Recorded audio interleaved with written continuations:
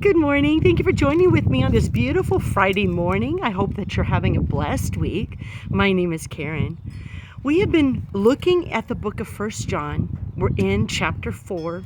We're going to pick up today at verse 17 and go through the end of the chapter, verse 21. We're going to talk about the judgment day of God and how not to fear in that day, and that if Christ is living in us and we say that we love God, but we don't love our brothers, then the love of God is not living in us here. So I want to talk about this as we finish up the chapter and see what God says. It reads, "In this way, God's love is perfected in us, so that we may have boldness on the day of judgment, because as He is, so are we in this world. There is no fear in love, but perfect love casts out fear, because fear has to do with punishment. Whoever fears is not perfect in love. We love Him because He first loved us. If anyone says, 'I love God,' and hates his brother, he is a liar. For whoever does not love his brother whom he has seen, how can he love God whom he has not seen? We have this commandment from Him: whoever loves God must also love his brother." Now, we've been speaking that throughout this whole book here. But in regards to love, love does not have fear in it. On the day of judgment, when every believer comes to Christ and gives an account for what he has done, we have nothing to fear on that day. It's, okay, you've done this for the Lord, here's your reward. You've done that for God, here's your reward. We have nothing to fear about, because what He sees is His Son in us.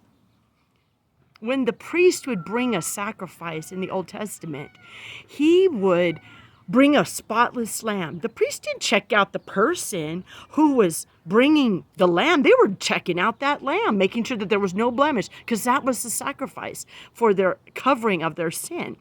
When God sees us, He sees the blood of Jesus over us, and He says, "Well done, my good and faithful servant. Walk him into the kingdom." And so we have no fear in that day of judgment here.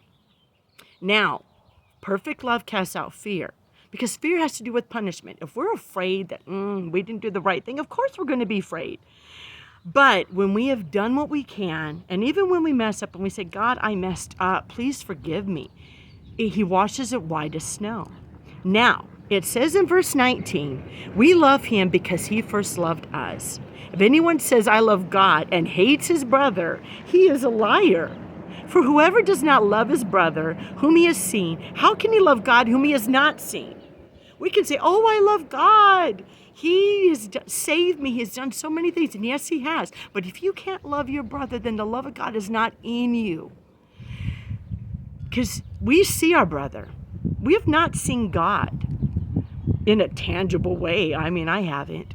But if we say that we love God and do not love our brother, then the love of God is not in us, because He loves us and our brother. That's why in the last verse it says we have this commandment from Him: whoever loves God must also love his brother. So that is what is holding us in there. His love. If we're right with God, we have no fear in the judgment day, in the things that we're doing here. And if we do mess up, we say, "God, I'm sorry." But if we never confess, never say, "God, I was wrong," then we have fear. We worry about whether God's going to accept us. So God says, "Come unto me, all you who are heavy laden and burdened with sin, and I will give you rest."